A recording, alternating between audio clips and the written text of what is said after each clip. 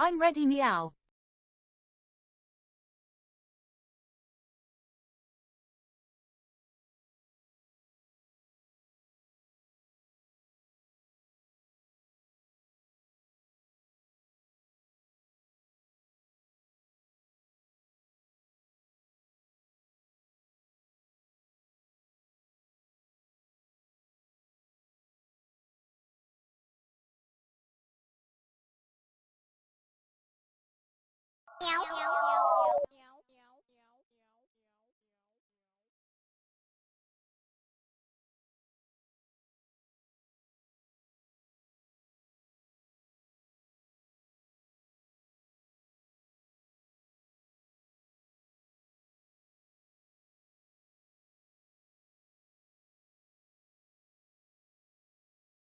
Unmuting, what the frick? Oh, it is, now it's unmuted. Sorry about that, mic was muted. God damn it. Hello, yes, we're getting off to a great start already. So yeah, the thing after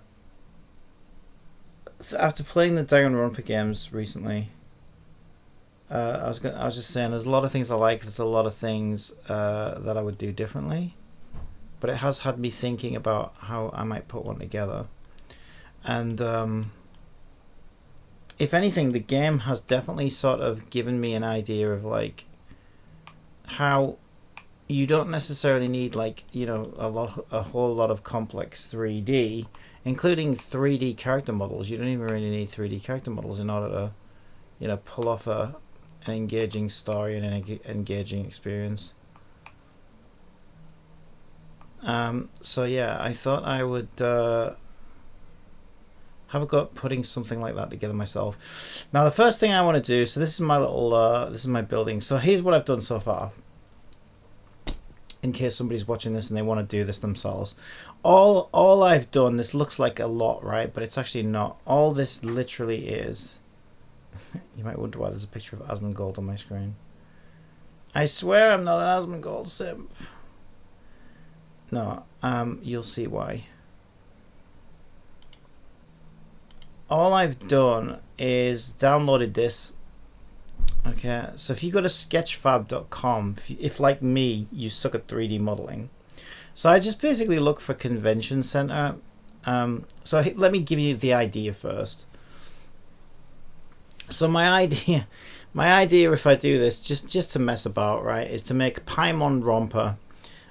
So basically instead of Monokuma, we've got an evil Paimon. Evil Paimon has kidnapped the biggest content creators of Genshin Impact. This is why I have a picture of Asmongold. I know he hasn't actually streamed Genshin yet. He will. Anyway, it doesn't matter. He'd fit alongside the likes of Tecton and Emaru and stuff. So I'm basically going to stick a bunch of content creators in here as my silhouettes as the characters, because I just think it's funny. And have them all kill each other, kidnapped by Paimon, held hostage in a convention center. So what do I need for this? Well, I need a convention center, so I just literally downloaded this one model off Sketchfab. So if you want to do this, just download, make sure you tick, when you're looking for your models, alright, just make sure you tick this downloadable box. There's paid ones and free ones. This one's a free one because I'm a poor student. So I'm certainly not going to pay. I mean, that is quite nice, but I'm not paying $23 for that. You're joking, aren't you? I've got freaking Firefly coming up, and Siege Wind, and God knows what else. Freaking Wuthering Waves. I can't be spending $23 on a character model, on a model. So basically, go in, make sure it's downloadable. Click the thing, download the GLTF. Hang on a sec. So go to download model, download the GLTF. The reason why is if you go here to importers, you can get the Unity importer, get the editor version. So you want to go and download this. You'll get a Unity package file from GitHub. You want to double click that and import it into your Unity project. And then when you go to Sketchfab, import GLTF, you literally just drag and drop the model file into here, and then you can import it into your scene. And this is basically all I have at this point. I've added a couple of lights and that's about it. Oh, and I've also So I'm using HDRP, so I set up a blank HDRP project just so that it looks nice. And the only other thing I have done is if I go into Package Manager, I've gone into the Unity registry, I've added post-processing so that I can have glowing lights. I've added, where can I see what's added? I added input systems so that I can have keyboard and mouse and gamepad controller support out of the box. And then I went, you have to go on Google for this one, but if you download starter assets,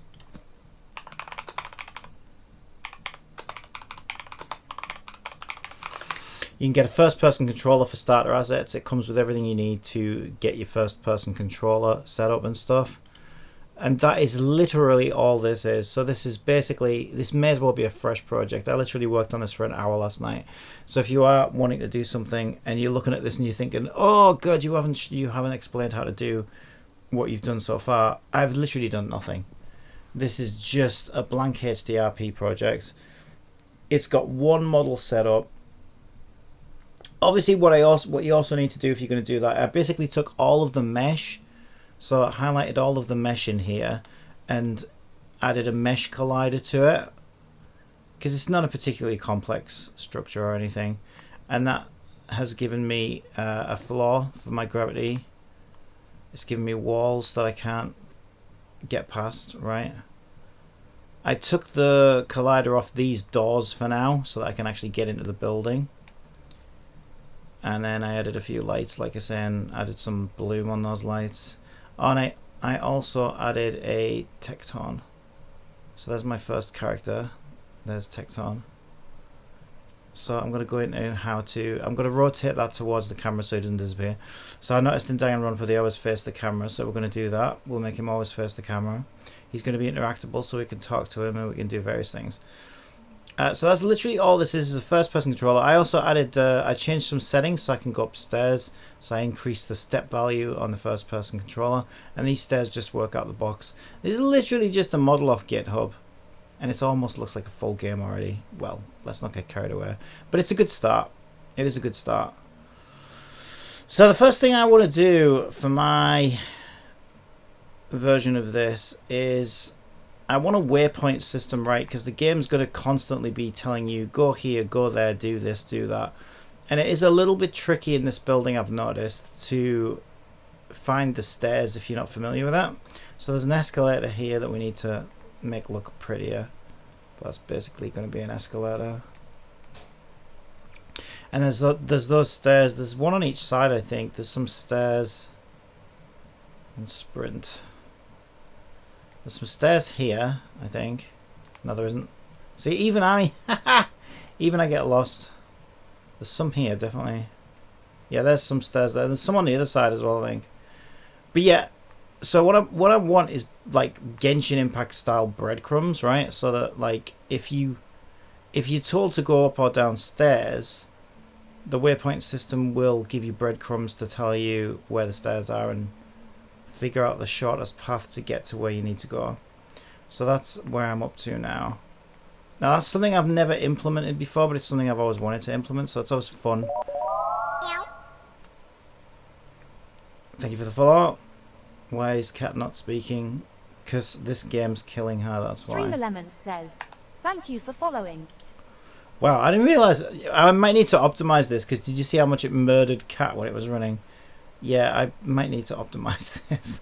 We could do that with the best way to optimize this would be to put occlusion culling in it, just to get some basic occlusion culling set up. But yeah, we could do that actually. Occlusion. I gotta remember where it is now. Yeah, I didn't realize how much that was actually. There we go, occlusion culling, and then we could bake basic occlusion. No renderers that are marked static were found. Ah, yeah, okay. So this the whole thing essentially, pretty much, can be marked as static. So if we click our center and on occlusion, there's this little box here. Change children. Mark it as static because the building's not going to move anywhere. Then when we go into our occlusion culling, This will really help with performance. We can bake basic occlusion. Just give that a minute or so, and it can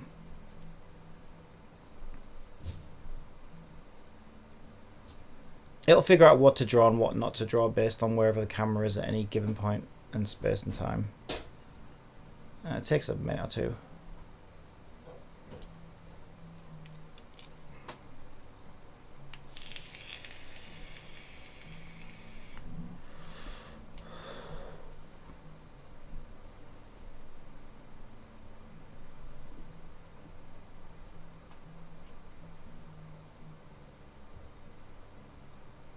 But it will be well worth it.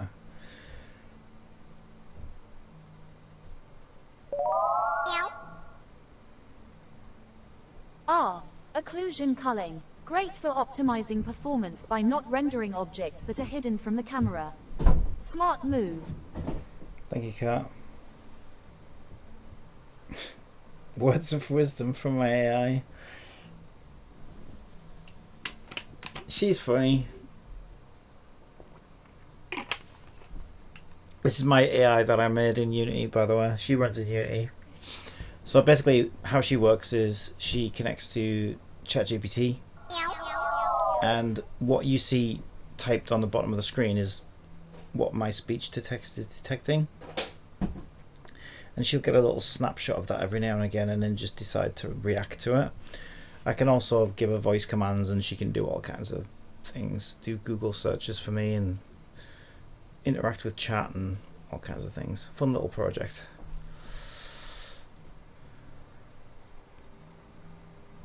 As hopefully this one will be. Yeah, this is going to take a minute or two. Yeah, so like I said, I've never done too much with NavMesh, so I am a bit new to it. So this is... it's going to be interesting. At the moment, though, what I'm trying to do... I don't want to do too much while it's baking that. What I'm trying to do is go through and, like, identify what these things are. So there's the ground floor here, because the first thing you need to do with NavMesh is you need to basically mark all the walkable areas and bake NavMesh for it, and then that way the NavMesh can sort of figure out the shortest path from point A to point B, and we can use that to draw out breadcrumbs. Like I said, I've never actually done it. I understand the concept, never actually done it. So this is obviously one long floor. This is all walkable. So I've separated this. The problem is, because I grabbed this off the internet and I didn't make it myself, there's something I'm going to need to do. Because the stairs themselves... well, these stairs are fine, right? These stairs are actually one object, as far as I can see. So they can get baked in with the nav mesh, so that's good. So that'll connect to the floor. But the floor upstairs, ironically... this is my main problem right now. The floor upstairs is not a separate object. It seems to be bundled in with a bunch of walls and stuff. So what we're going to need to do... I don't actually know how... I hope I can do this. I should be able to do it. I mean, worst case scenario is maybe I can get it out as an FPX, get it in a Blender, start separating.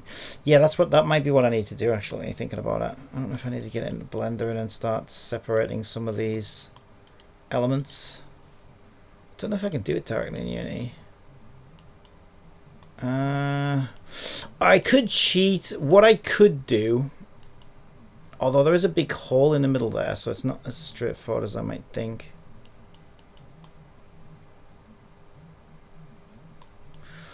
Because obviously what I could do is I could just lay a plane and mark it as nav mesh that lines up with the floor, right, on the first floor, and that will tell nav mesh that you can walk across here. The problem is there are holes in the ceiling that look down onto the ground floor, so I would still need those cutting out anywhere, because you can't walk across here.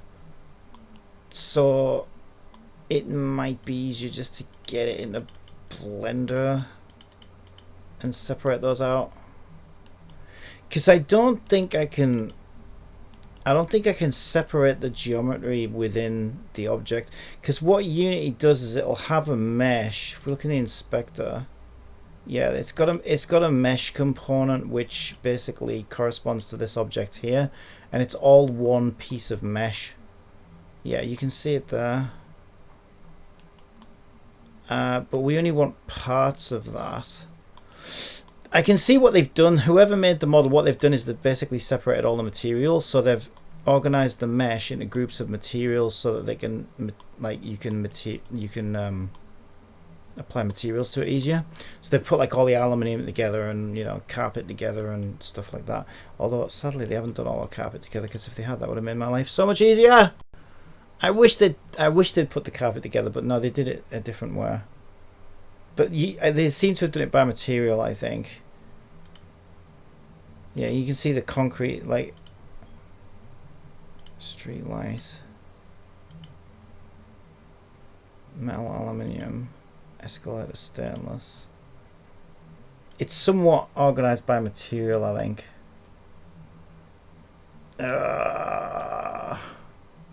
Yeah, that is a bit of a pain, actually. Let's throw in a bit of a spanner into my plan.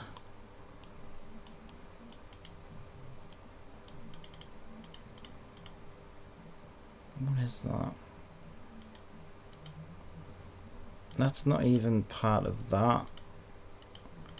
Yeah, you can see, if we turn it off, you can see most of the first floor is all on one layer, actually.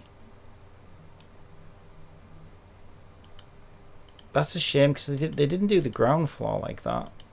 For some reason they did the first floor like that. It's kind of annoying.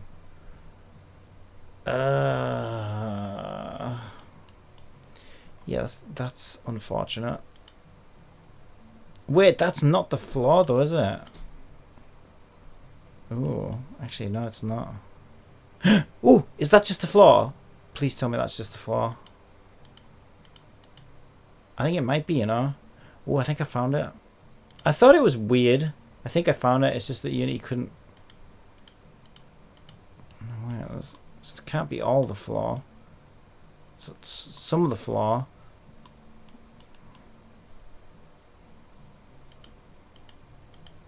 What is that? Ah, my speakers keep buzzing. It's driving me crazy. I'm trying to figure out what part that is. It's some floor somewhere. That's definitely floor anyway. I'm gonna call it floor. Floor unknown. Floor question mark for now. Because I'm not sure which floor it is. Yeah, it's definitely on the first floor. I wonder if there's another section that's similar to that then. Unity won't let me click that. It's a pain in the ass. Okay, so what's that? That's windows and shit. What's that? No idea. What's that? That? Come on, you gotta be one of these, you bastard. Is that it? Ooh, is that it? What is that?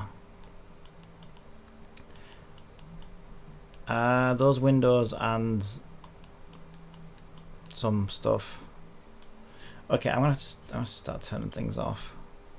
I just want this floor here.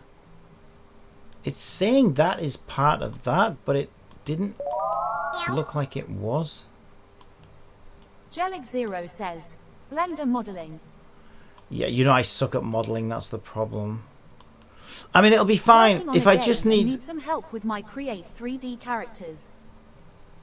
Oh, you need some help. Oh, I wish I could help with modeling, but I suck at modeling. Yeah, I am so bad at modeling. This is why I always download them on I always download them from third parties. What do you need help with specifically though? If it's something I can help with, I'd be happy to help. But just bear in mind I am terrible at modeling. So for any game that I make, I either get my models from Sketchfab, or I have a DAS system for characters. So I don't actually do any modeling myself, but I've tinkered as much as I need to. Jellic0 asks, I'm just asking for your help. If you don't want to help me. I'm saying I'd be happy to help if I can. Just bear in mind I'm not a I don't model myself. So if it's related to modeling, I might not be the person to ask. Yeah, what is it you need help with?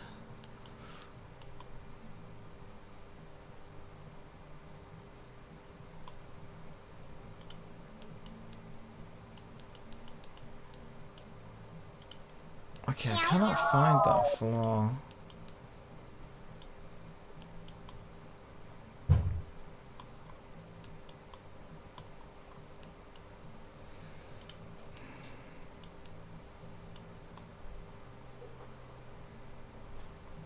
I don't even know what that is. What even is that?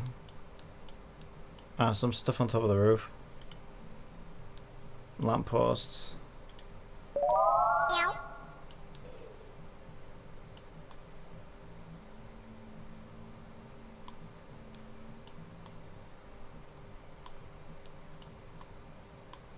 You need help creating 3D characters. Yeah, so like I said, 3D characters. gosh, she took quite a while to respond there. Oh, it's because of this thing's hogging all the resources. Yeah, so what I can do is I'll explain what my process is, but like I said, I don't create them myself. So I use something called DAZ. So if you go to DAZ 3D here, I've spent a lot of money with these guys over the years. I use this. So if you go to DAZ 3D, you can buy characters on here. 3D models. I don't know. I mean, you could use Genesis 8. So you could basically get human-like models on here. This is not what I want to show you. This is just the... Have they changed the way this works?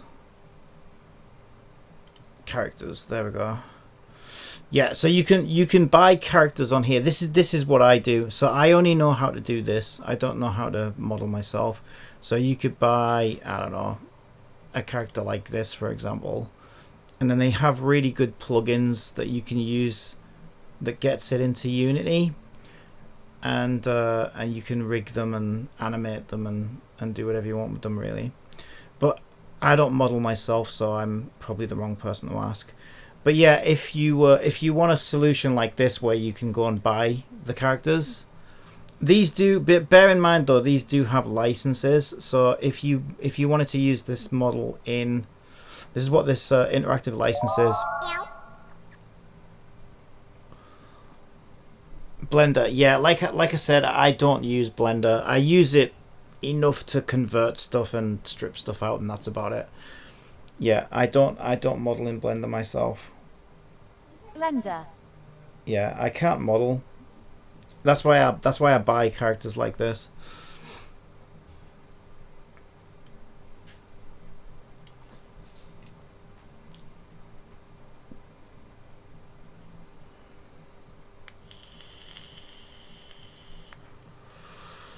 So I wouldn't even know where to start, sadly.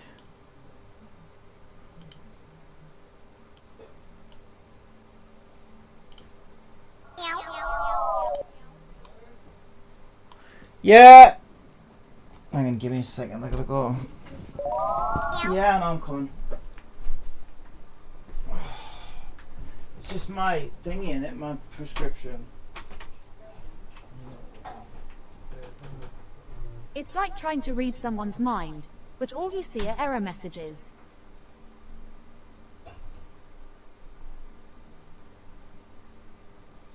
No one does.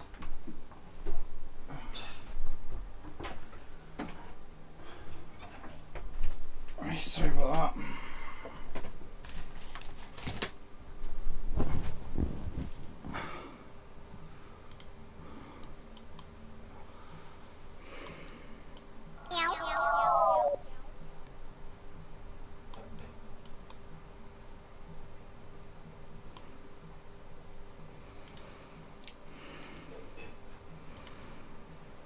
I cannot find this flaw for the life of me.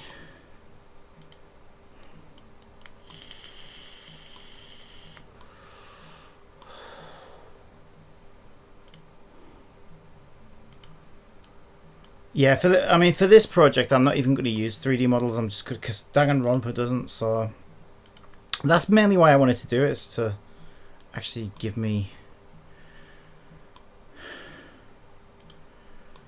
experiment with the easier way of just using cardboard cutout type things, which I think is very effective actually. Like I say, I'm surprised by what I've learned from playing Danganronpa is how effective that actually is. It's quite surprising. Right, so this looks like the circles around the floor. Where the heck is the floor? This is driving me insane. Game My Story. As the game begins, players are introduced to Juniper, a young woman with a passion for capturing reality through the lens of her trusty camcorder. One day, while rummaging through her belongings, Juniper discovers an old duffel bag hidden away in her closet. Curiosity piqued, she opens the bag to find a mysterious money pouch labeled Dark, and a piece of paper with the names of her supposed friends, Alex, Maya, and Liam, written on it. That sounds interesting. Yeah, sounds good. Yeah, like I say, I mean, I wish I could help in Blender, but I am terrible at Blender. The only thing I know how to do is separate materials, and that's about it. So if you're like me and you just, you know, it's not something you'd rather sort of get on with the other stuff. So I'm more of a programmer than anything else. Yeah, I use this website here.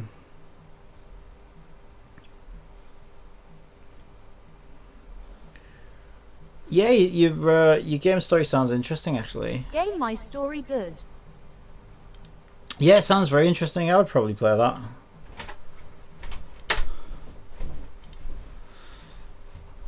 This thing's killing my computer right now.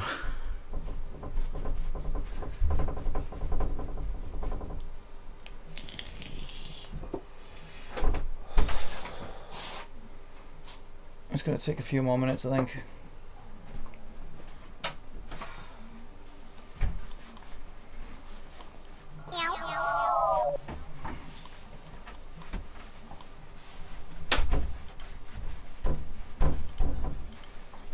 Yeah, that contains the floor and a whole bunch of walls.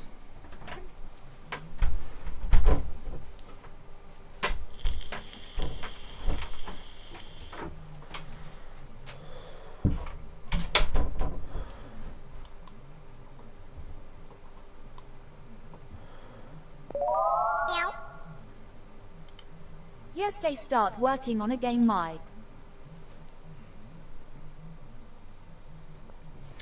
Yeah, good luck. It is a lot of work, but I think it's worth it if you you know, if you're willing to put the time in.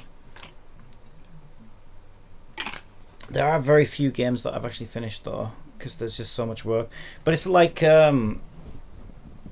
mean, that Bracky's guy was saying the same thing, and I think he's right. It's like he's saying there's tons of games that he starts working on and then he's had to stop because it's out of scope, or he's run into a technical problem, or he's just lost interest, because it's such a huge monumental task making a game.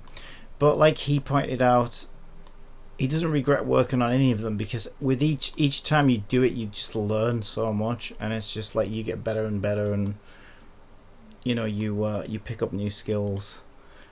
So I think the trick is just to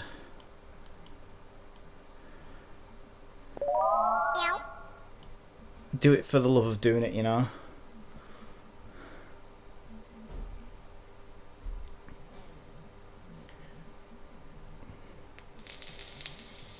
Game My episodic. Or like a Telltale, or a Life is Strange or something. Yeah, those games are great. Well, you might get something out of this series that I'm starting now, because this is going to be basically a visual novel with a bit of a 3D world to, you know, move from point A to point B. So I will be covering a lot of that on how to deliver dialogue narration. Yes. Yeah, I'm gonna be dealing with all of that in this. So you might find that quite helpful. Yeah, as for the characters, I would recommend starting as small as you can. I mean, this is I'm doing exactly the opposite. I'm actually just gonna go for cardboard cutouts like they do in Danganronpa specifically to, because that whole thing is a whole wormhole in and of itself. The whole character thing.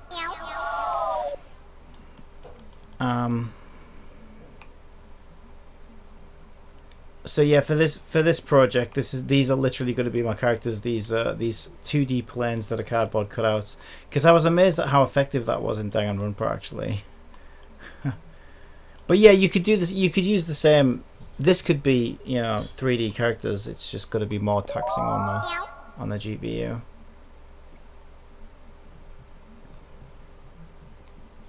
Life is Strange me liked. Yeah, same. It's one of my favorite games actually. I thought it was very, very good.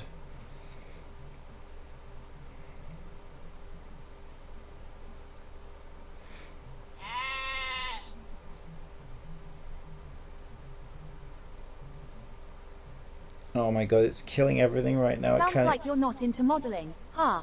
What's your favorite part of game development then?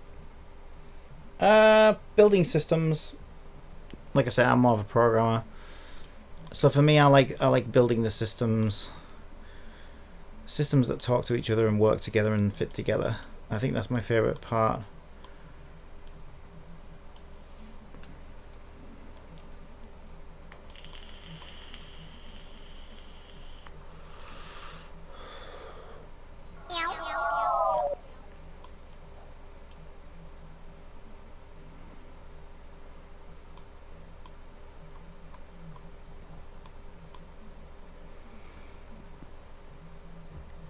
Yeah, I'm sorry about this. It's taking quite a while.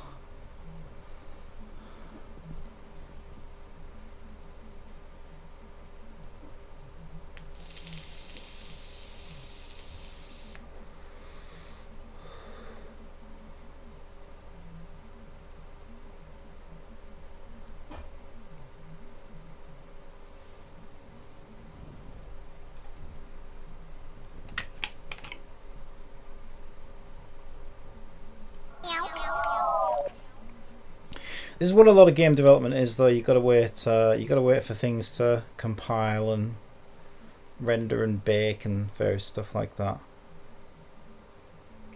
Which is why it's always better to start as small as you can, really.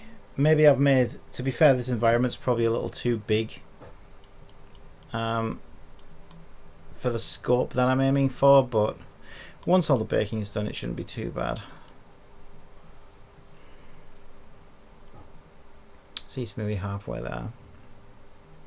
Stop eye pouting chat.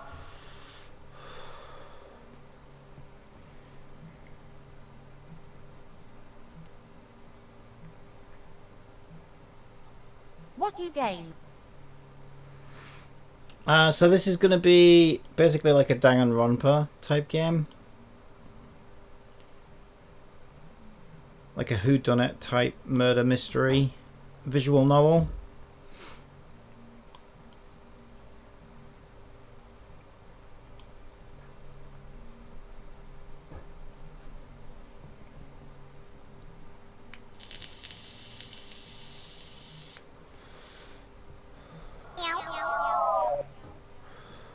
Nice.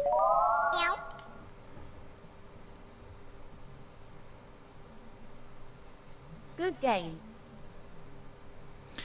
Yeah, there are a lot of things that I wasn't a fan of in it, to be honest. I think that drives me even more to make the type of game. So basically, it's not the game I'd want it to be. But I think that kind of helps motivate me, to be honest. I think that's one of the reasons why I wanted to make a game like it.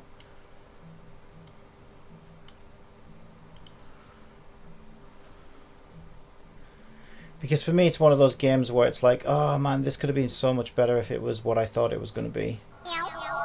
I still enjoyed it for what it was. It just seemed like it. I don't know. it was more interested in throwing plot twists at people than being an actual whodunit murder mystery type thing.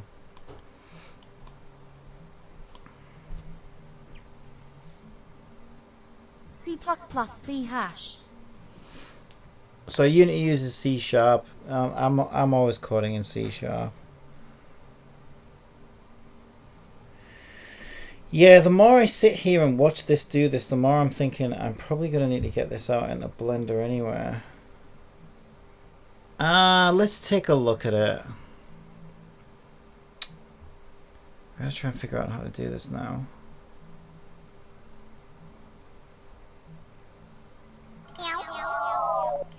So if I go back to my model, I can download the FBX hopefully. No, I can't actually. I can download an object file. Does Blender support GLTF? Me C++.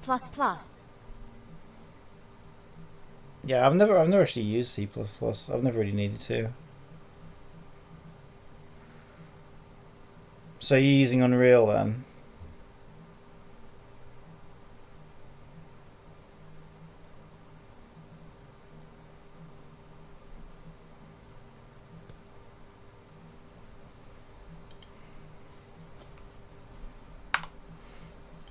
I would assume I can import one of these in here. GLB. What's the extension on these things?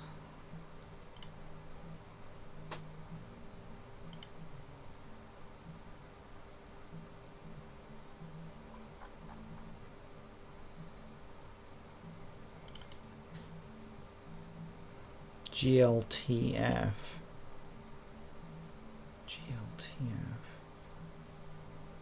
Yeah, there's GLTF. Alright, let's have a look. So I want to be in downloads, Rivergate, scene.gltf. God, I gotta try and remember how to do this now.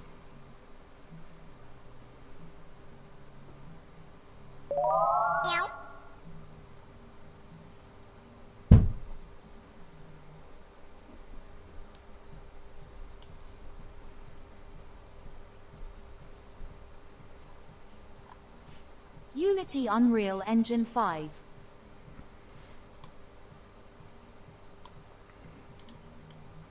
Yeah, I'm not really a fan of Unreal, so I've never really used it. I'll go get rid of that text.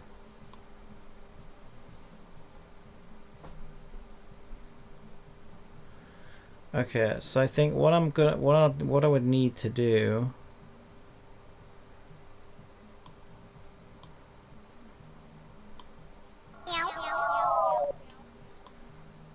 Need to find that.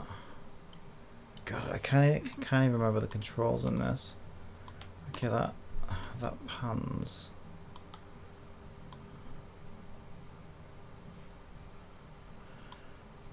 I need to find the first floor.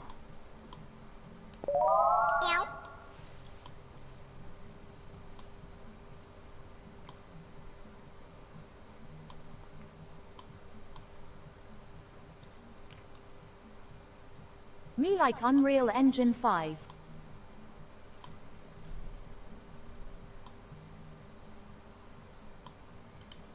Yeah, I mean, it looks like an impressive engine. It's whatever you're used to, isn't it? It was natural for me to go over to Unity. I've been using Unity for 12 years. I came over from Visual Basic, that's why. So I was already used to C#.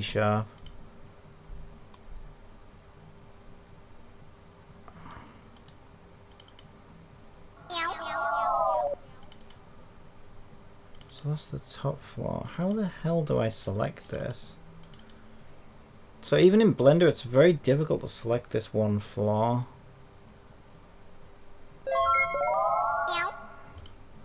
Unreal Engine 5 C++ Unity C hash. Right, there it is. So it's in here. Yeah, so that contains the floor that I want. Oh, good lord. Now I've got to try and figure out how to... So I think you can do like select. I need like select face mode or something. Edit mode. Okay, I can select a face.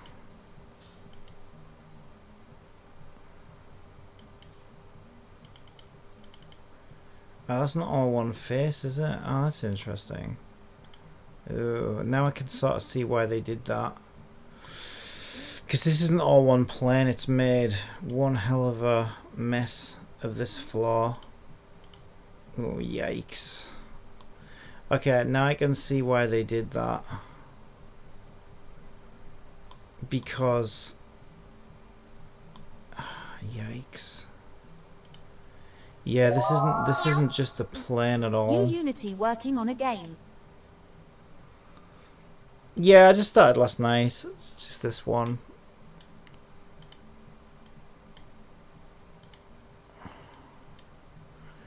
Yeah, I don't see an easy way for me to separate this floor, to be honest. I mean, I'm really not good at Blender, so I don't even know. Is that selecting vertexes though? Yeah, okay. I would need to go in. Jesus Christ. I might be able to do it. I would need to go in. Let's see if I can do this. I need to select everything here that's part of this floor. I can do it. I need to select this floor. And then separate it as a separate material, I think. I'll have to Google how to do it because I can't remember now. But it's all part of the learning process. So we've got that. It's really hard to navigate around in here. How the frick am I going to do it? Right, here we go. I'm going to look through this door. Probably... well, what I should probably do is turn everything off, shouldn't I? Except for object 7. That would help me out a lot, I think. If I make everything else invisible.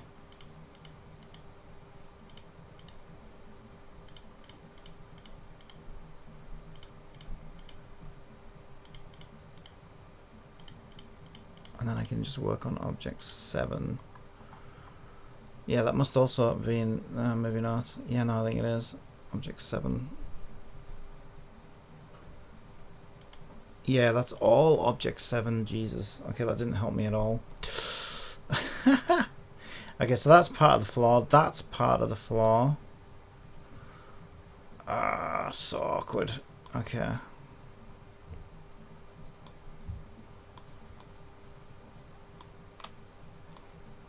That has helped actually because it's taken the roof off, so I can zoom out now. Yeah, this is going to be easier. There we go. This is much easier to work with. Right, and then that's going to be part of the floor. That's part of the floor.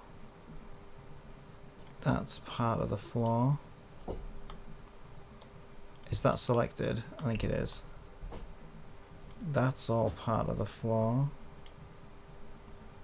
That's the floor.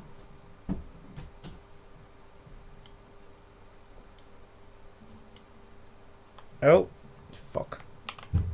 Don't want that much.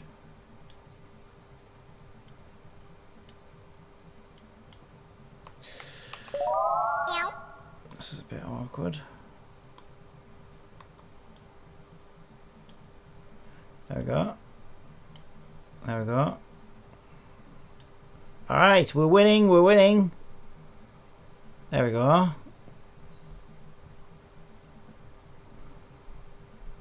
Okay, we have that floor. Yeah, that's pretty much all we need, I think. Let's just have a look. That needs to be part of a different...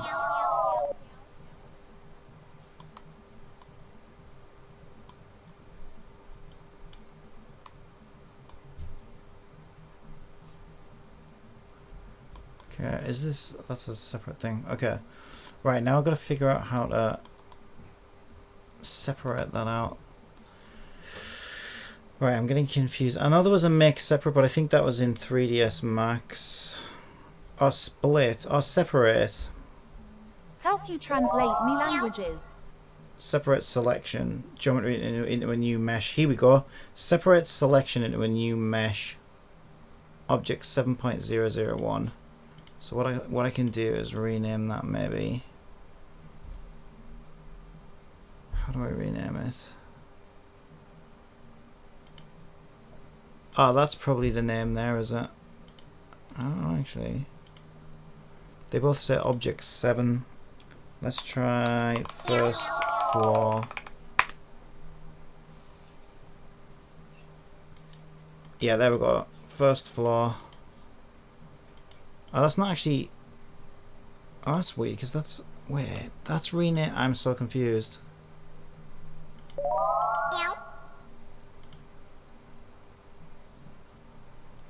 I renamed that one and it renamed that. I don't understand why it did that. I thought this was a separate. Help the game me translate languages. It is a separate object though.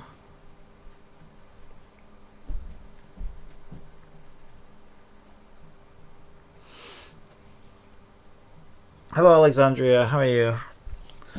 Right, so I've separated that out as a separate floor now, so I should be able to nav mesh it, I think.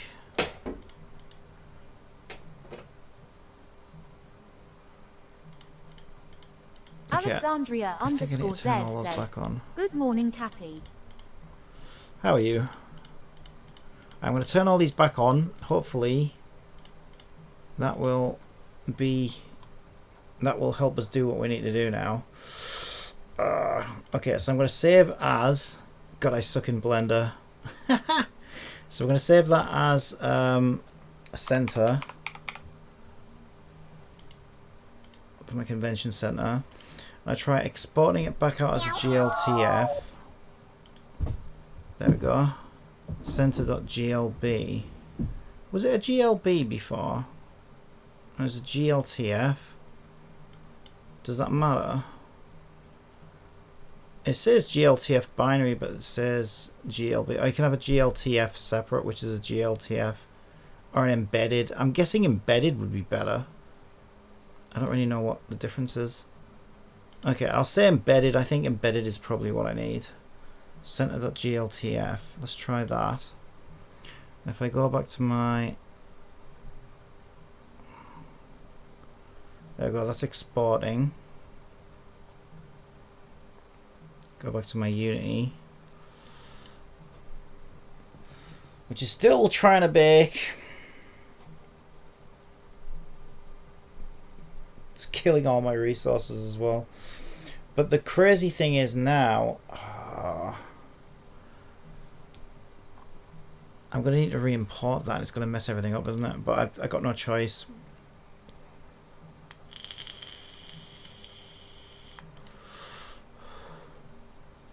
Right, let's see if we can re-import it.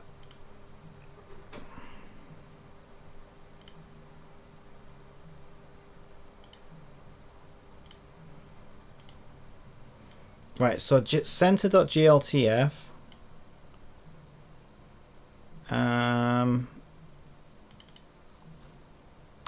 Center 2. And let's see if it likes that.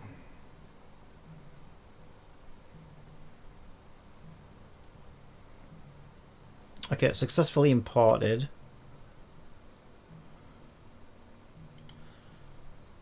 Okay, I think I can ignore those. And if I go into my import, center 2. Well, that's weird. Not seeing anything. That's weird. Where's everything? Well, that didn't work, did it? That did not work at all. Strange. Okay, delete that. Did Blender not finish exporting it, maybe? GLTF2. Maybe we don't want embedded. Include custom properties, cameras, transform, data. I could try doing it as an FBX, I guess.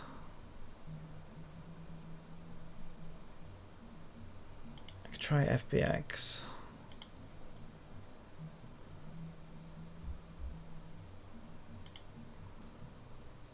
Center.fbx, let's try that.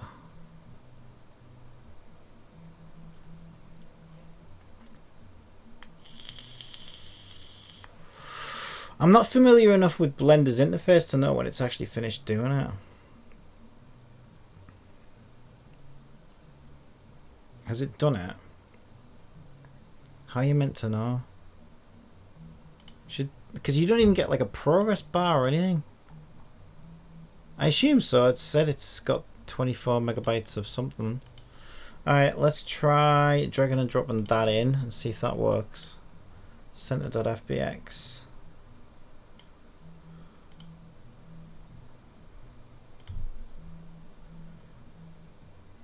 That's the FBX, right? I think so. Yeah, okay. And then we would legacy, model name, model material, project. Recursive up's fine actually. Okay, that'll get all the materials, and then we drag that in, and we're back. Okay, we have our center back, but everything's gonna be messed up now, including my lights, which is fucking annoying. But I wonder if I can line it up with the other one. Yeah, good luck with that. How the hell am I going to do that? Let's see. If I can line it up with the other one, we really will be in business. But that might be trickier than... I don't know, actually. It's turned around the other way for a start. That's interesting. Okay, so if I rotate it 180 there, I guess. Yeah, that's actually, yeah, we should be able to line it up pretty closely. And it went shrinking down a bit.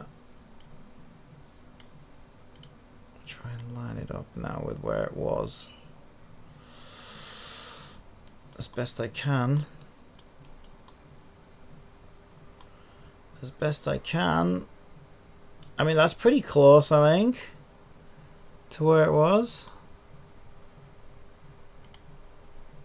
Let's see it.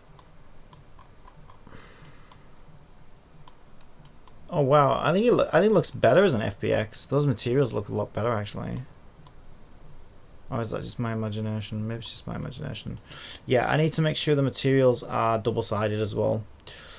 No, that definitely looks better as an FBX. Those materials have come in much better. Holy shit, that looks so much better. Wow. Yeah, it really does. Okay. Materials. Where would it have put those? Oh, it's going to be in the materials folder. Where the hell's the material? Oh, there. Materials. So I'm assuming these are going to be these. So if I go into here, for example, I can see that's the light. And I should be able to say HDRP unlit. Give it a little tint like I did before. A little bit of orange. Make it emissive. A little bit of orange.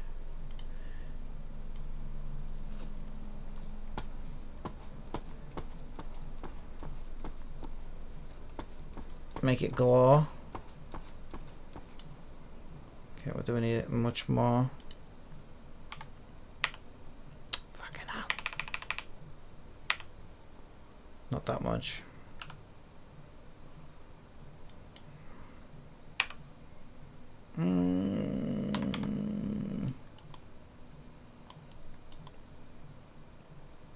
Yeah, we can play with it. We can play with it. That'll do for now. Alright. And then I also needed to go in and select. Need to give it everything except the walls. So what we do is we select all the objects. First of all, I need to unpack this.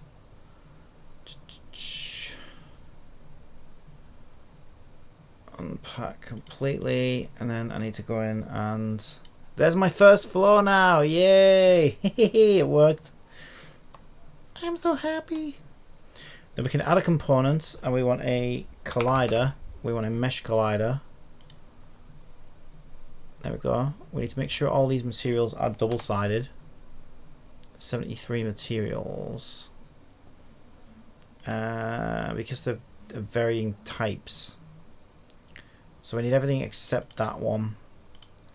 That one was glass. Okay, so select everything except glass, clear glazing, and it should. That's not letting me do it. Motherfucker. I suppose some of them are transparent and some of them aren't. That's probably why. Oh, bollocks. To be fair, it should be set up already because I turned single-sided rendering off in player prefs. So hopefully, let's see what that looks like.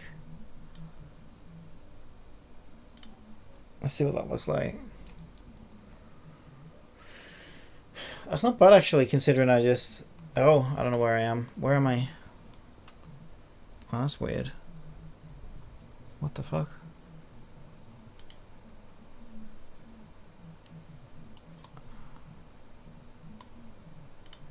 I'm in a wall or something. That's kind of weird. So it can't be where it was before.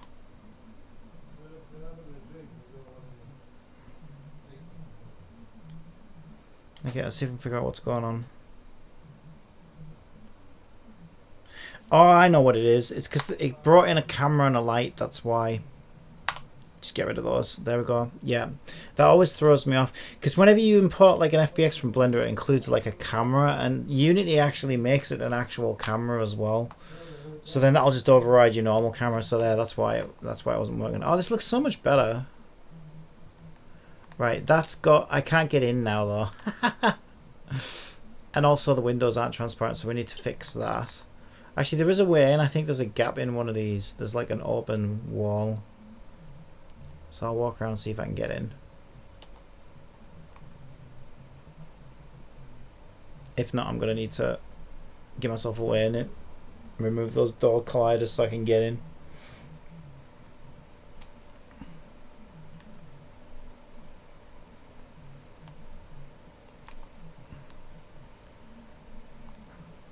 There you go. There's a way in here.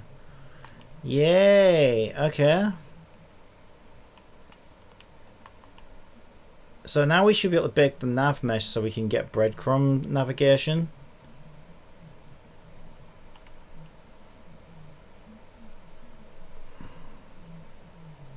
Yeah, I can't believe how much better this looks now. Since turning it into an FBX. I mean, it's going to look a lot better than this by the time I finish. Yeah, it hasn't finished baking, so it's got some issues. And we got like better shadows and stuff like that. That actually looks interesting. It's cast like a shadow or something. So we should be able to go upstairs. Yeah.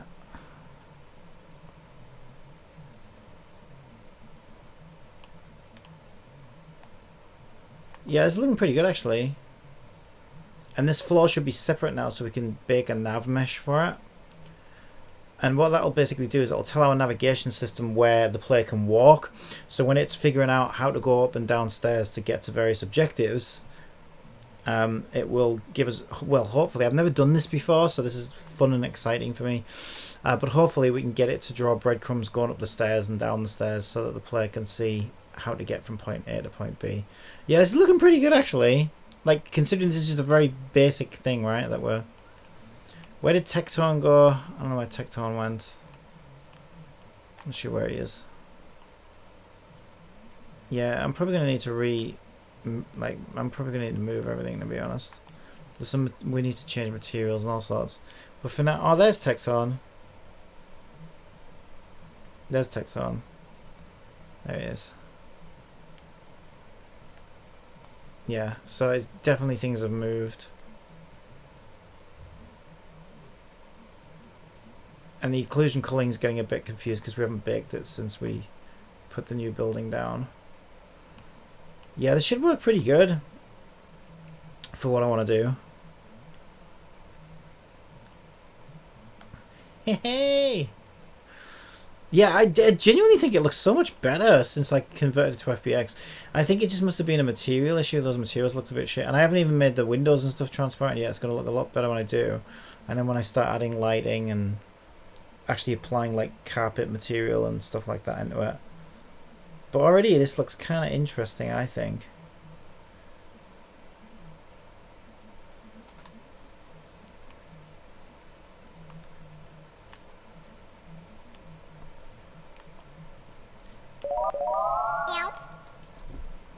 Oh my god, look at how Did you mean much taco, that's or are killed we her. starting a new gas station empire? You'd be starting a gas lighting empire, you go. Dicey Animates asks, who are the characters gonna be? Hello. So, just because it's not really a real game. I'm just messing around, really, to put it together. But my idea is, Paimon Romper. So instead of having Monokuma, it's going to be evil Paimon, who kidnaps all of the biggest Genshin content creators. So you're gonna have like Tecton, Enviosity, just whoever I can grab off the internet, basically. Just for a laugh, because I thought it'd be quite funny. So that's what I'm gonna do for now. So our antagonist will be evil Paimon, and then we'll just have whoever I watch stream Genshin, basically.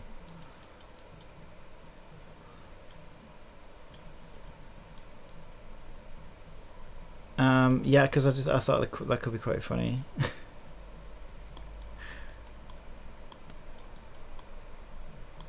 Right, so the glass, we need to make the glass transparent, so we should have a material in here for glass. There we go, glass. So it's already set to transparent, but you'll notice that it's saying it's purple. That's because it wants to be... That sounds so cool.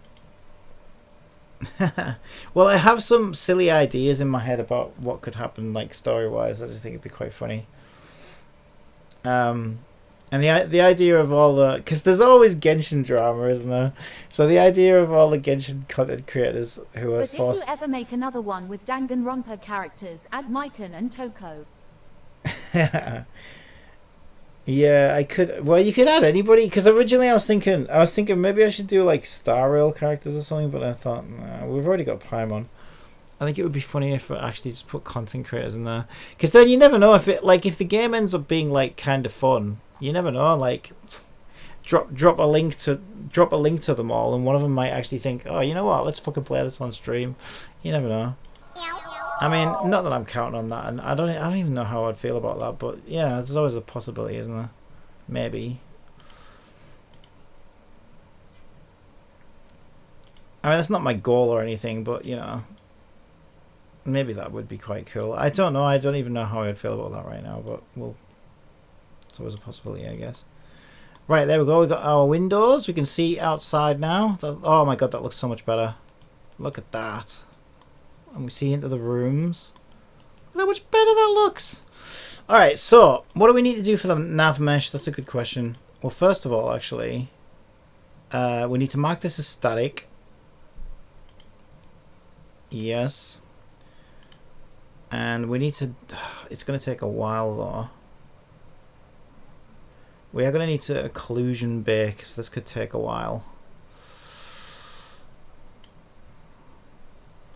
Yeah, that should help improve performance, though. That's the thing. I also need to go and remove... So where the doors and stuff are, I need to remove the colliders so that you can get in and out of the building for now. I mean, the idea is you're not supposed to be able to get out of the building. You're supposed to be trapped in here. But for now, I need to sort of have a way to get in and out of the building while I'm testing it. And then what I'll do is I'll put, separate colliders for that to sort of box the player in or whatever. But yeah, the main thing I want to do now, because I've never actually successfully pulled it off, because I know with the waypoint systems that I have at the moment, with the way that I know how to do it at the moment, I can definitely drop an icon in the real world that tells you where to go. The problem is in this building, because of the stairs, it's very like it's very frustrating and confusing trying to figure out if an icon shows up above you and you need to be on the first floor. It can take you a little while to find the bloody stairs. So ideally what I would like is breadcrumbs that lead you up and down the stairs as you're getting objective markers. So I'm going to flesh that out now, make sure I can get all that working. Hopefully I can do it the nav mesh way so that it's all handled by AI.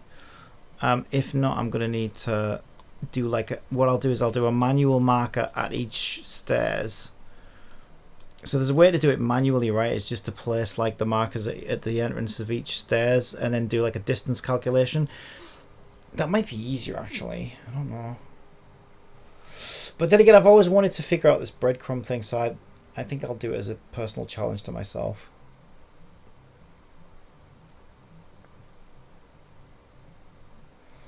Yeah, okay, Unity's going to be a bit busy right now because it's going to want to calculate all of that.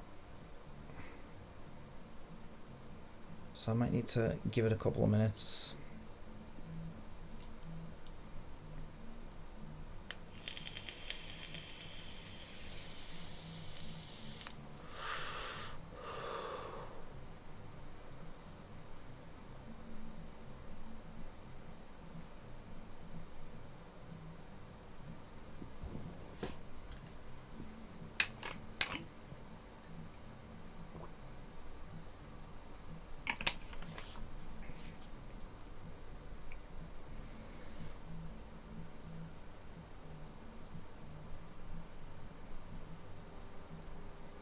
And I need to bake the occlusion culling because at the moment it's killing performance. I can tell Cat's good actually. Cat's a good way for me to test that because if I wasn't running Cat, I wouldn't have known. I mean, I could hear my graphics card whirring up when I press play, but sometimes it just does that anyway.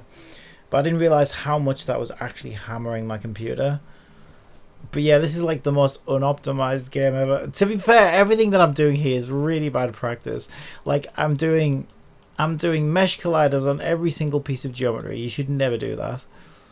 The whole thing's one big massive mesh that I've just imported. You should never do that. But at the same time, it's like, well, look, the characters are going to be like cardboard cutouts, so it's not like I need any much more geometry than this, to be honest.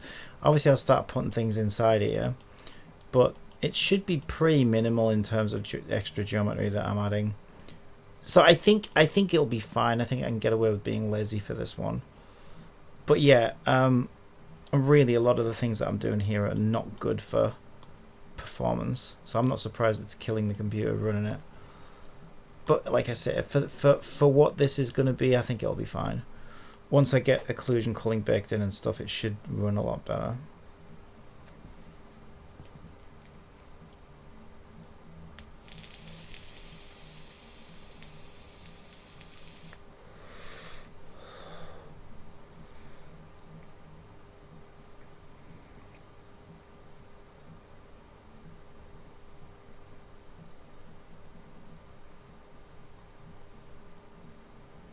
Well, that's going to take a little while, so let's have a look. Let's log on to Snowbreak. Let's do me daily gachas. We'll sweep a few things while we wait. Just can't really do anything until that's done, and it's got to bake occlusion as well. Maybe I should set that off now. Then again, it's not a good idea to give Unity too much to do at once.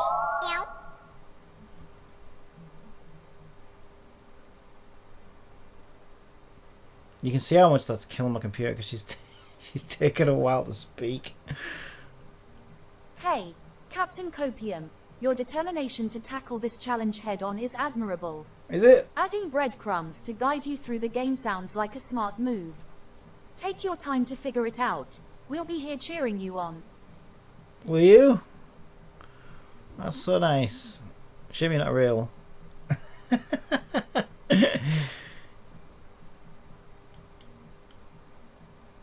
I just get impatient because like I just want to get on with it, but then sometimes it's stuff like this where you just gotta wait for things to like, you know, compile and bake and stuff, but this is just part of the process.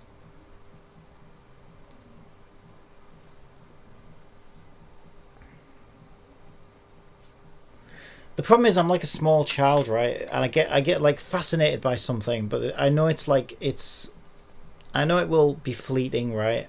Now, sometimes I can get obsessed with things for a very long time, but eventually I will burn out. It's like I'm like a child, and like once I lose interest, I'm just like, ugh. And so I get impatient because I'm like, oh my god, I have to, while I have it, while I have this energy, while I have that passion, I have to do as much as possible, because I know that it will eventually, I'll burn out or whatever, or lose interest or whatever. I've always been like that. I don't know why. I can't help it.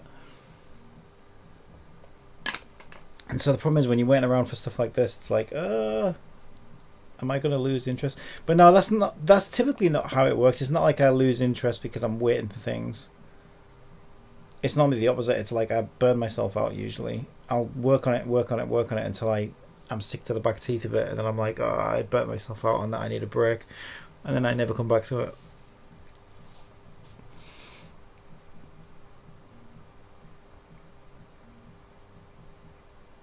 I'm trying to get better because I'm trying to learn from my mistakes. It's like, okay, I need to just not get so obsessive over it. I need to try and just slow myself down with it and pace myself better.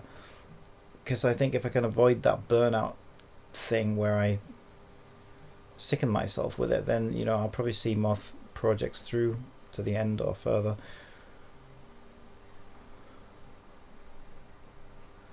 Wow, Unity's killing my computer right now. Yeah, to be fair, it is always very intensive, whatever the hell it's doing here. These baking jobs really do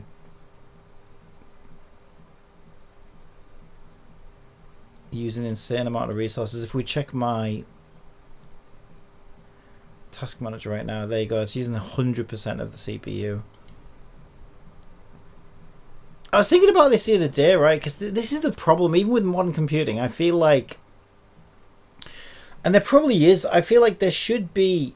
Here's what I would like to see. Maybe I'll make this, because it would be the most useful program in the world. I think there should be a program. Well, I think this should be built into the operating system. To be honest, there should be a way. Actually, you can kind of do this. What am I talking about? I can give it priorities, can't I? But you should. But I was thinking about this for the internet the other day, right? Something was hogging. That's right. Terra Fantasy Update was hogging all my internet, and it literally killed my stream. And I was like, well, I don't need Terra Fantasy to download at 18 megabytes per second right now. How about 8 megabytes per second and save 10 megabytes for something else? Now, as far as I'm aware, there's no way to sort of distribute bandwidth like that on your local system, but there should be. I was about to say something stupid. I was about to say there should be a way to do that with your processor as well, but I just realized there actually is. How do I do that though? Actually, I don't see it though. I know there is a way to do that. You can prioritize tasks and stuff. I'm sure you can. I'm not seeing it right now though. I thought you could like give some things higher and lower priorities, because like the way I see it, like I'd rather be able to use my, like I'd rather something took half an hour and I can still use my system while it takes half an hour than it takes 15 minutes and I can't do a thing while it's happening. Do you know what I mean? Because otherwise I'm literally just sat there for 15 minutes waiting for it to finish. But if I can do something for half an hour while it does it in the background, that is much nicer for me, because it's like, okay, now I can just do something else while I wait for it. Yeah, I don't know how. I know there is a way to do that, but I'm not seeing it right now. Windows 11 processor priorities.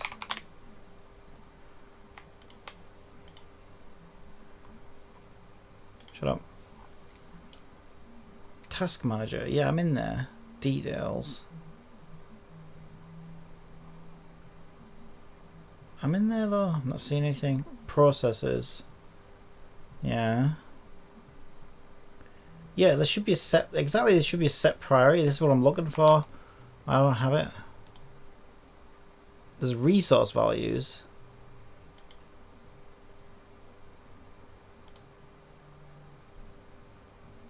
End task resource values. If there's efficiency mod. Why do I not have that? That's weird.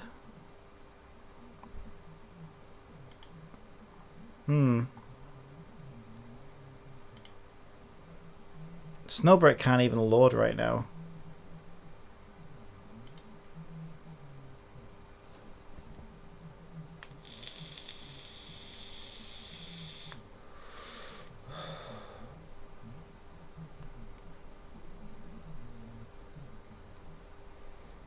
I don't know why I don't have that option.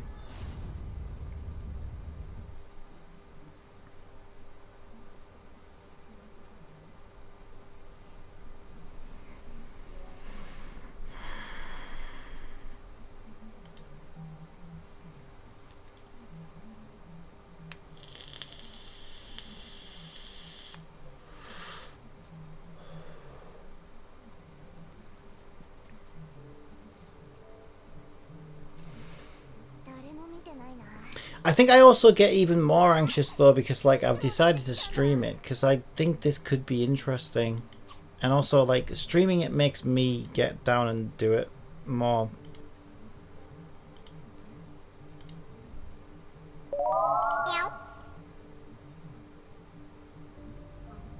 Oh, I just got free crystals. No. It looks like you're now playing Snowbreak, Containment Zone. Would you like me to update the stream? No. She won't do it anyway unless I said yes. She's everything is running so slowly. It looks like you're now playing Snowbreak, Containment Zone. No! Would you like me to update the stream? Oh my god, my whole system's falling apart. Unity's just destroying everything.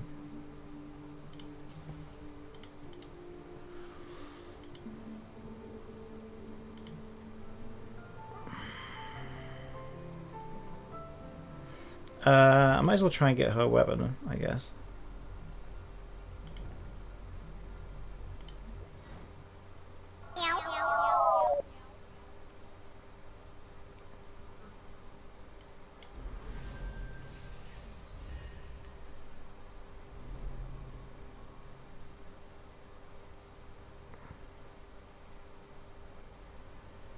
Oh my god, this is so dead. Death by Unity.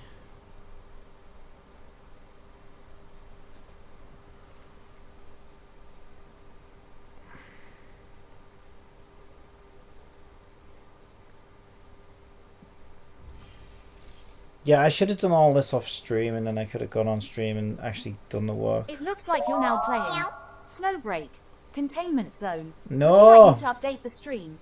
Oh god, she's just going to keep saying that, and I should probably close her anyway because she's just going to be hogging resources that clearly my system needs for other things right now.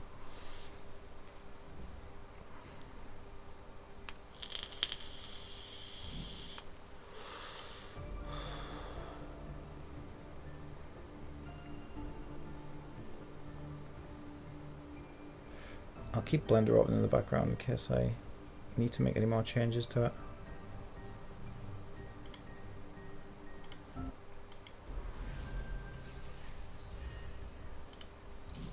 Okay, I think she was actually taking more resources than I realized. This seems much better now.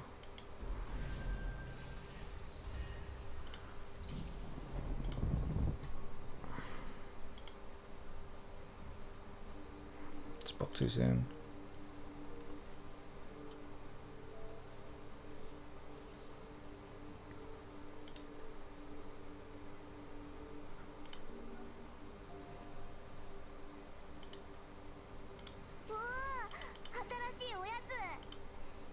But yeah, it makes me more anxious as well because I'm live. So when I'm live, I feel like, you know, hey, I need to be entertaining. This is the most boring thing in the world ever. No wonder nobody's watching you. But like sometimes there's just literally nothing I can do about it. Like there's nothing I can do about this. This just needs to do what it needs to do. I can't really do anything until it finishes. And it's only half done. Pain in the ass. And it is what it is. But yeah, it does make me like, it gives me even more anxiety than I already would have. Because I get anxious anyway. But I think it adds to the anxiety because I'm live and it's like, well, you're supposed to be streaming. It's okay, it's still 6 a.m. for us, or for US. Yeah, I think it's mainly just me as well though. Like I just want to get on with it, you know. But then when you have to wait for these things, sometimes it's like, I wish you could just do it. I'm just impatient. I still need to farm the. God, it's crazy how many of these you have to farm just to get things. I managed to get a second copy of her weapon, the new girl. So she's got it at refinement rank 2 now. Maybe I can get a third one. No, I need 300 of these. And that's the thing. That's the thing about this game, though, right? Is I feel like you get very, very little for your energy each day. It's nuts. They're like so stingy with their resources.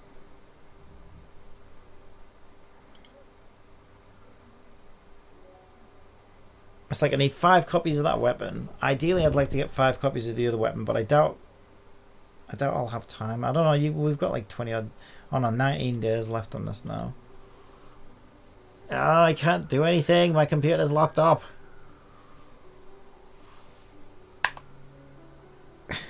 Literally death by Unity. Holy shit! I haven't even done the occlusion culling yet. I daren't throw that at it because it's already struggling.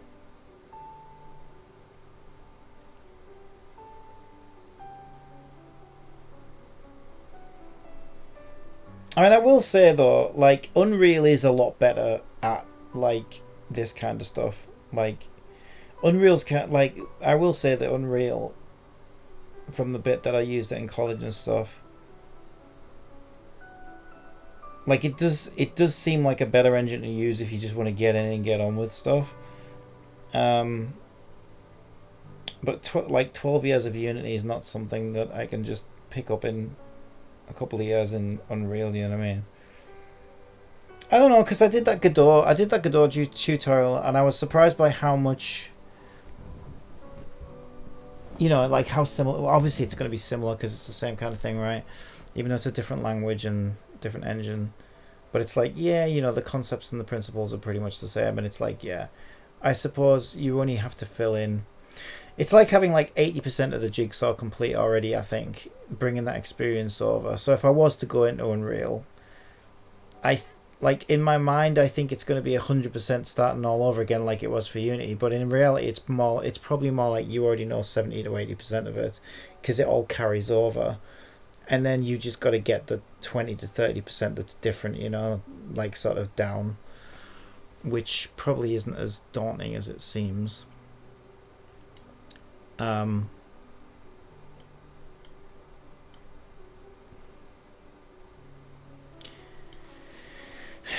But yeah, still it's like, I don't know.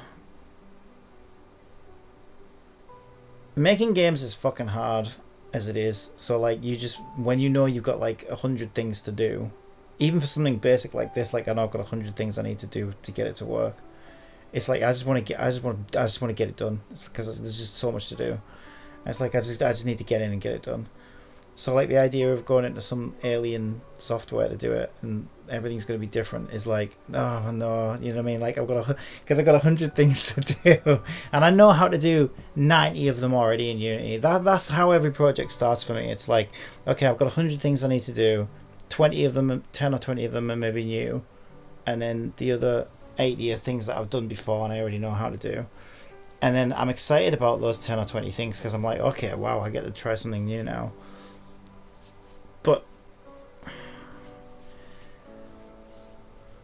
But I think if going over to a different engine, it would be like, okay, those 80 things that give you a good start, now they're all the new thing that you have to learn all over again in a way, and that seems daunting. It's like, oh shit, I don't know if I like the idea of that. It's very daunting.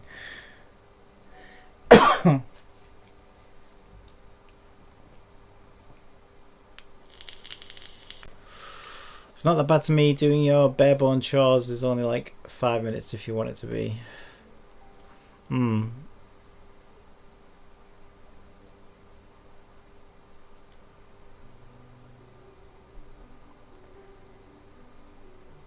This is what's going to drive me the most mad, is just waiting for this freaking thing. Right.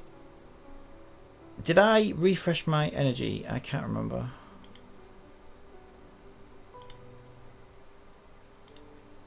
Yes, I did. I was trying to spend it, but the whole thing locked up again.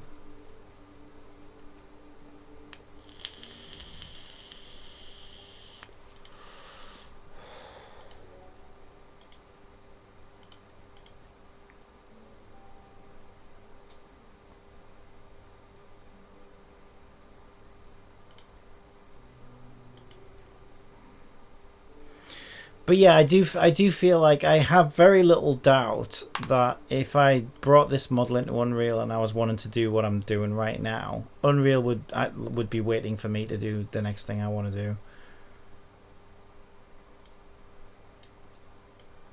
Whereas, yeah, I think Unity needs some work there. I really do. Whereas Unity has all these fucking jobs it has to do sometimes, and it's just like, oh my god, this is gonna take like a fucking hour. And I just got to sit and wait for it, and there's nothing I can do. Well, I mean, I never. To be fair though, I've never really. Have I really used Unreal to this depth? Not really.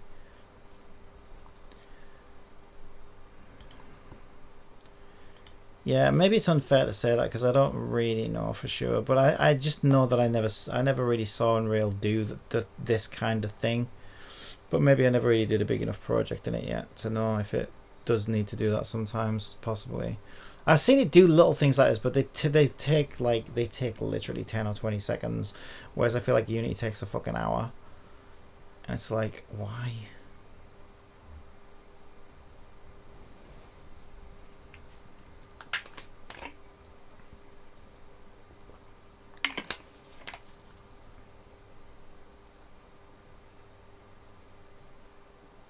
Actually, that might be my fault because I did. Yeah, okay.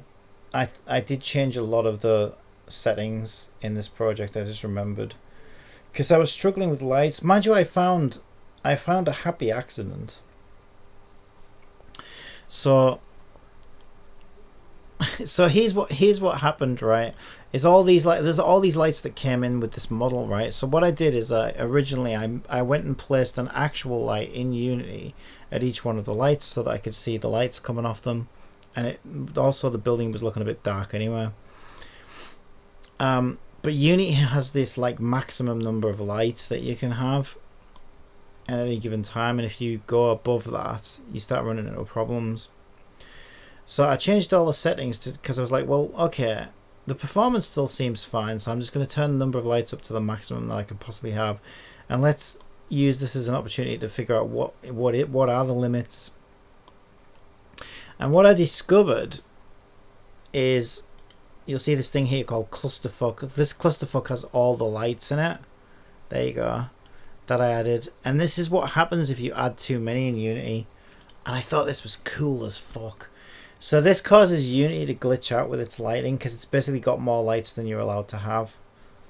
And this is what happens. And I was like, oh wow, that's really cool, and it reminds me of like the glitchy bit at the end of Danganronpa. So I'm like, oh, okay, I can turn that on or off at will now. And I'm like, oh, that's quite cool actually. So like, let's say towards the end of the game you want to make it look all glitchy, and you're like, oh, what's going on? Things are glitching out. Ooh. And you could add some more glitchy type effects to it. I'm like, oh, well, that's a pretty neat trick actually. That's a pretty neat way to get it to look all weird and glitchy just by turning on like 300 lights all at once. And it causes Unity to kind of glitch out a little bit. And I thought, oh, that's quite a neat effect actually. So I've kept that because I'm like, okay, I might want to use that towards the end of the game when depending on where the story goes. But if I want to go for like a glitchy ending like type thing, then I could achieve the effect that way. Because I do kind of like it. Suddenly walking down this hall and it's all glitchy and the lights are sort of flickering on and off and stuff. I don't know, it gives it like a bit of a menacing feel to it, a bit more of a menacing feel to it. So it's an option I can go with, I guess. So I've kept it in case I want to use it. But I think that might also be what's causing this whole thing to take so much fucking longer than it normally would. Probably.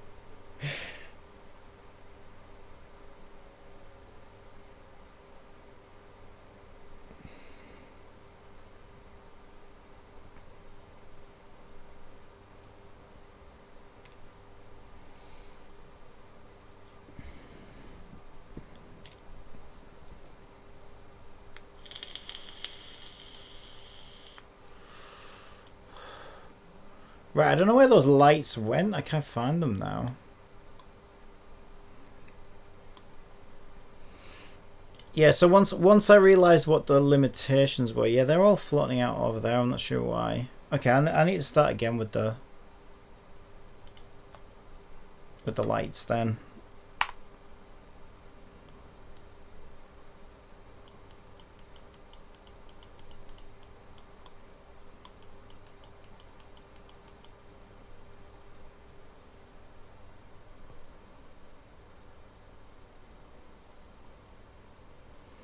Also, I felt really smart yesterday because I was playing Star Rail and I glitched out in Star Rail at one point and it put me outside of the map. I don't know how it happened. It just loaded me in. I didn't even do anything. It's not like I even boundary broke or anything. The game just fucked up and I was supposed to be inside the little maze things. You know, you can walk up the walls in that game. Well, I think they were planning that from the very beginning, and I think this is the reason you can't jump in the game as well, because I discovered that it put me outside of the map and I could see the outside of the level that they'd built because it put me right outside of it, and I'm floating in the air and I'm able to walk on nothing. I'm just walking forwards and I'm like, wait, what the fuck? How does this even make sense? I'm like, so wait a minute. That must mean that they've created a character controller in Star Rail that doesn't have any gravity at all. So you basically just move in whatever direction probably is the forward axis. And I thought, oh, that makes sense actually, because that would, number one, that explains why you can't jump, because pulling off a jump like that is actually kind of tricky. And then, because you would normally just use Unity's gravity system, right? And number two, I think this probably this also explains how they're able to make you walk up walls and like change the orientation of the level constantly, because they're not actually using gravity, so they're just, you know, forward is whatever's forward is. And it also explains how I was able to like walk across nothing like I was. So yeah, I kind of because of that glitch and because I was thinking about how they were doing some of those things, I did wonder if that's how they were doing it. So yeah, I kind of got proof of that when it glitched me outside of the map the other day, and I was like, okay, yeah, they've basically turned gravity off. So that makes me think they were probably planning that whole walking up walls thing right from the very game's beginning of design, because there'd be no logical reason to do that otherwise. But now it all kind of makes sense, and I'm like, okay, they must have been planning this from the get-go then, I reckon, because I think that makes sense why they set it up like that.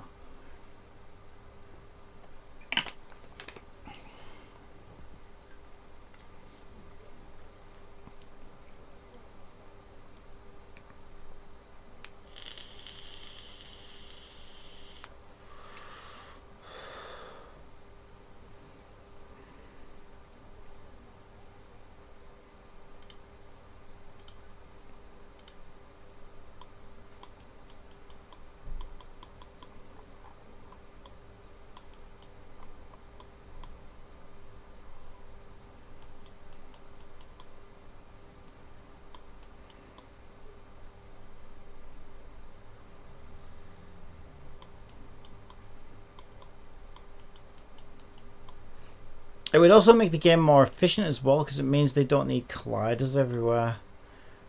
Like they don't even need a floor. They probably don't even have a floor.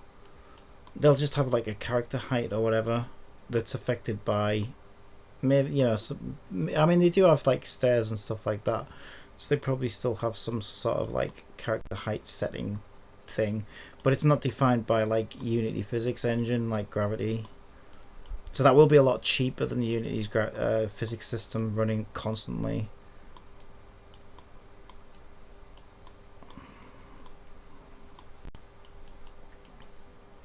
So it'll make that game more optimized as well, actually, I would imagine.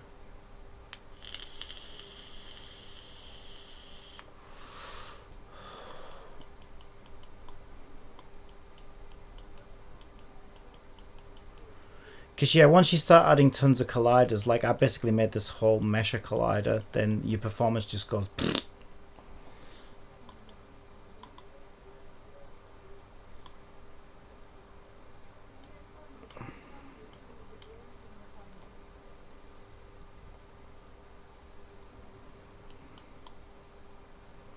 Speaking of which, I should probably take them off the things that I don't need them on. Like this will be expensive on this. I can turn it off on this. Don't need it on the roof.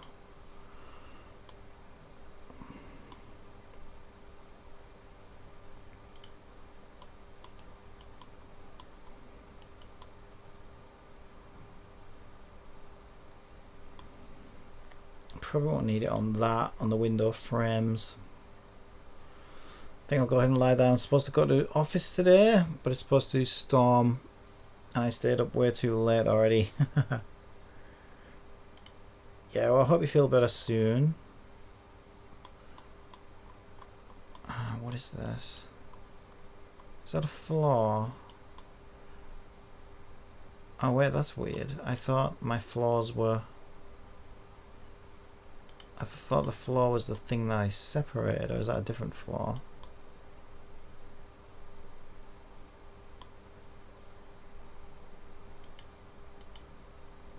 Wait, what is that? It looks like a flaw. Yeah, there's just like there's like a second layer of a flaw there for some reason. Yeah, there's like one underneath this one. Probably just to fill that bit in, but I don't know why they made it cover all of that. That's kind of weird. Yeah, it was a good day. I had dinner out and had cheesecake. Just feel like being lazy. They're always good days. Well, we're actually getting some warm weather now. It's actually been sunny for 2 days in a row. Crazy. Also meant I got a wasp in my room though. Yeah, yes, was that yesterday? I think it was yesterday. He wouldn't leave. No, that was the day before actually. Okay, yeah, I can start turning some of these off. What is that? That's got a lot of roof and stuff. It's also got a lot of walls though, I think. Wait, are they walls?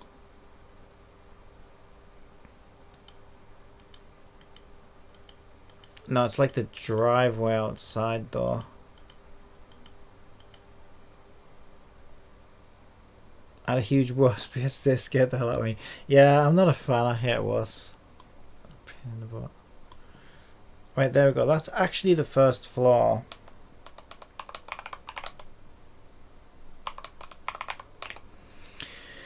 Yeah, I noticed Blender did that, which was weird. So when I renamed...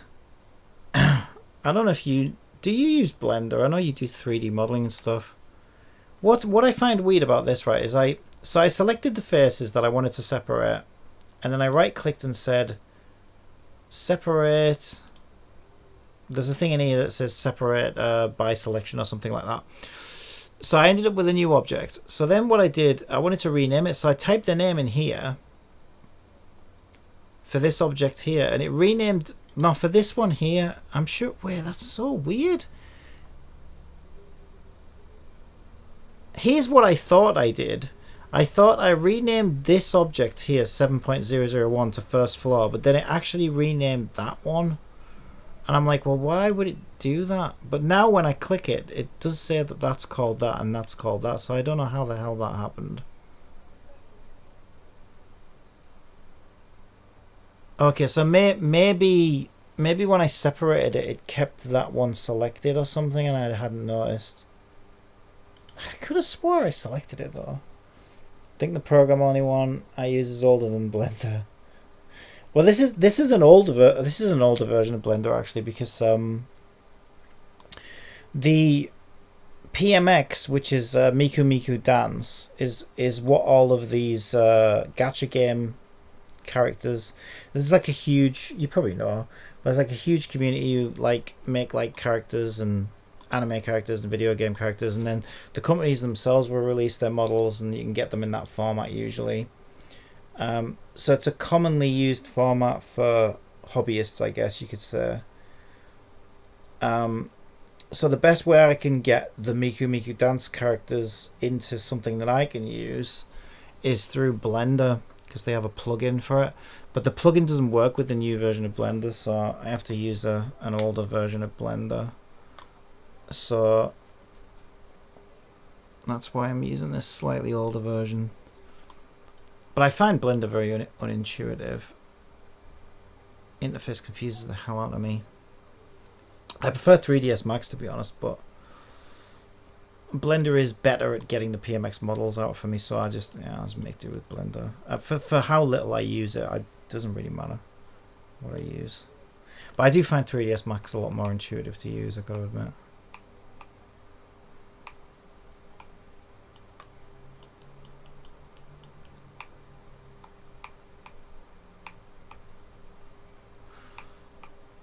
Right, so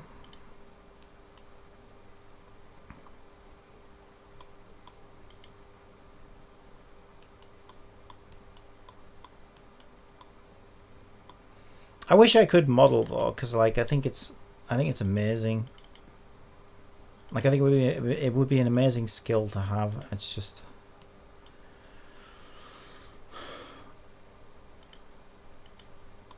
I don't think it's a skill that you can just pick up quickly. Like I do feel like at some point though, what I should probably do, because I've got time as well, so it would make sense.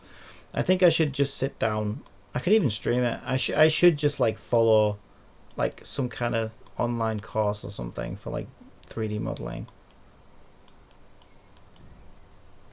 over the course of like a few months or something, and at least get like the basics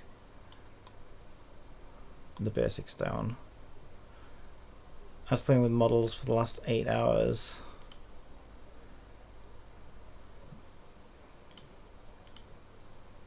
Yeah, well, it would be so beneficial to me as well, given how much I rely on them, you know. And sometimes you can't always get what you want online, or you need to like edit them substantially. Like this one, I'm kind of having to do that with a little bit. And then I can get a bit stuck.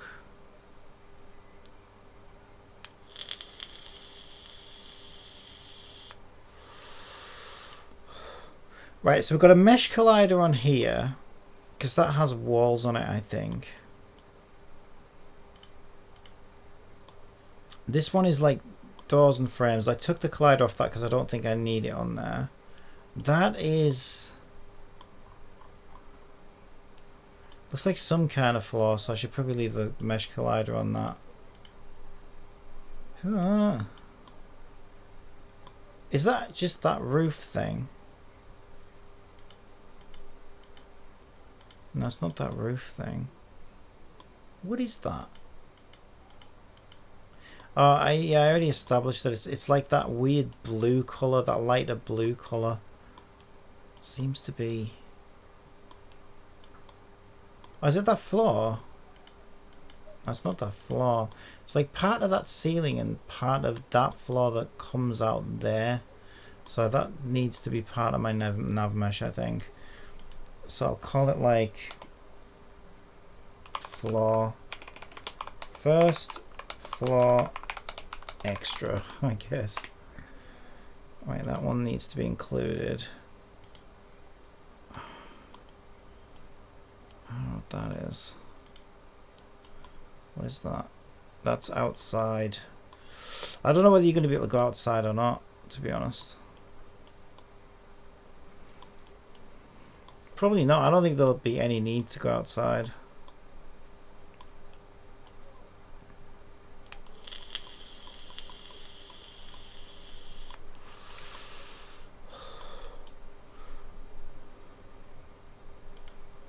What's that one? That's got a lot of roof on it. Does it have any floor on that I need? It's got walls, so I guess I need a collider on it.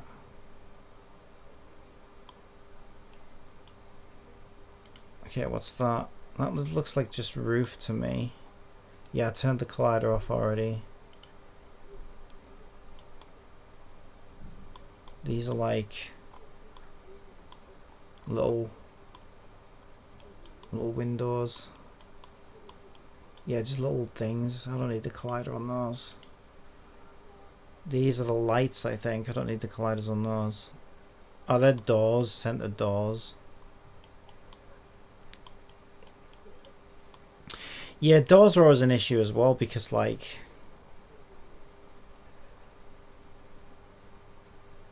probably what I'm going to need to do, because it would be nice if you could open the doors and then walk through them. But for that, I would need to turn the doors off, separate one door as an individual model, and then go and add them in individually, and then I can sort of animate them and move them and interact with them and whatnot. I think, are they the lights? They're the street lights. Okay, I don't need mesh colliders on those. Or those. I turned that off already. Center glass. That's the lights. I don't need mesh colliders on those. What's that? They are more lights, I think. Yeah. Don't need mesh colliders on those. What's that? More lights. Oh, where are those lights? What are those? Those supposed to be lights. I don't know what they are. They're little cylinders. I don't even know whether you would see them. Are they like up in the attic or something? I don't know what they are. I'll just ignore them for now. Oh yeah, I think they're supposed to be lights above the door. Oh, that's nice. Yeah, I see. I think they make lights above the door. Alright, okay, well let's add some glow to those, then that would look nice. Door lights.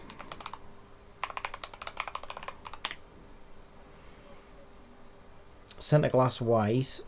High luminance, yeah, here we go. So I want HDRP unlit, and then give them a little bit of a. I had to learn it just because nothing lets you make plus size characters at all. Oh, the does thing that I do does though. To be fair.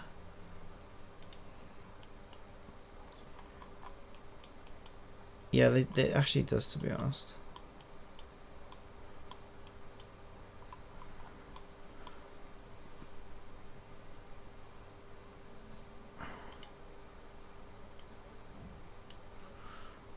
Mission intensity.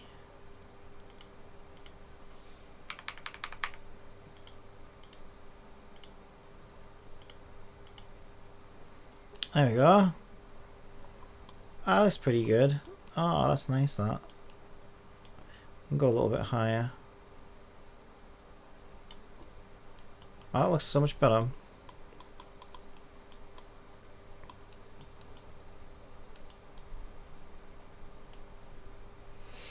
I was meaning like video games and stuff, not an actual dev tool. Oh yeah, true. Most of the time you can't. Yeah, that is a bit weird, isn't it? Really. Yeah, I know what you mean.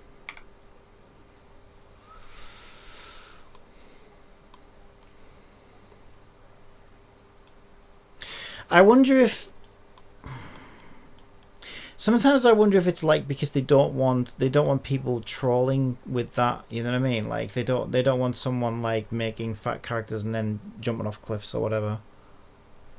Because I can understand not wanting to do it if you were worried about that, but then it also looks kind of bad by excluding them. Do you know what I mean? So it's like, what's the right answer there? Yeah, it's like 10 times harder to make it like that. Yeah. Yeah, it probably is that as well, and there's probably just not as much demand. Like, not as many people would wanna use that, I guess. Yeah, I guess I can understand the concern as well for like if I was making a game and I was like, okay, do we want to allow, I don't know, plus size characters, and then depending on what game it was, it might be like, well, can you do horrible things to them like in GTA, like shoot them or commit suicide with them and stuff like that? Because that would be an issue. But at the same time, like, I don't know. There's only so much you can stop people doing in a way. I might make this a little bit bigger. So the doors feel like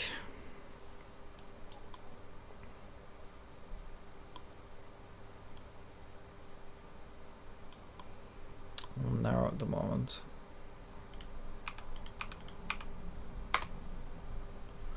Barely even seen anyone. So plus size 3D art. Only maybe like one guy on the Neo 2 Discord.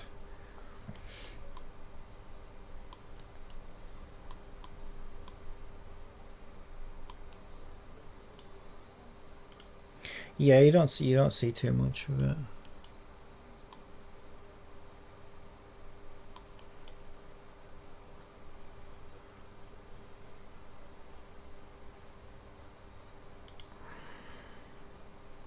Okay, so that's a floor there. Ground floor. Okay, excellent. So we've got 1, 2. Actually, that one's not first floor though. That was the one that yeah, that's when I was showing you what it did where. Yeah, so that's not actually first floor. That will just say object 1. Oh.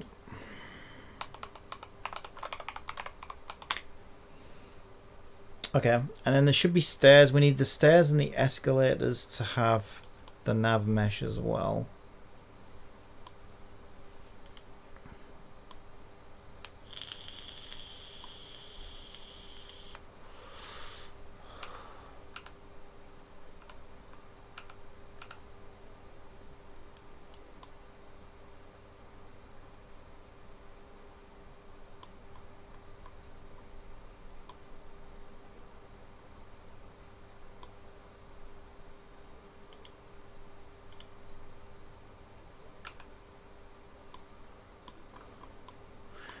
Oh, that's the escalator handrails. That would be quite cool as well, because there are escalators.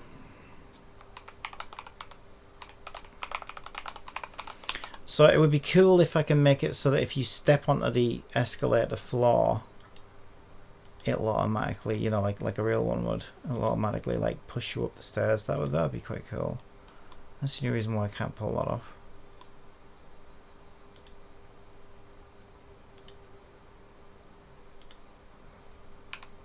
I'm putting way more effort into this 3D environment. I feel like they did in Danganronpa, because that was very basic what they did. But that was one of the things that annoyed me about the game, is it felt like it was on rail. Like I felt like there was something weird about the controls, like it was on rails or something. It was really weird. Like it was difficult to turn and stuff. I don't know what they were doing. So I kind of like that mine's going to be just your standard controller thing that feels a bit more free. Stairs. But it does mean a lot more work needs to go into it, sadly. Wait, where's the escalator floor section? Please don't tell me I have to separate any more models out. I'll be really sad. Oh no. There is no. I wish Unity would let you do this directly in here. There might be a plugin or something, but I'm not aware of. Oh no. Wait, are we sure about that? Are we sure there isn't a separate? That is definitely the escalator floor, I'm sure of it. Yep. It's got all this other shit attached to it. Oh my god. So annoying. Yep, no, I need to go do it again. Object 20.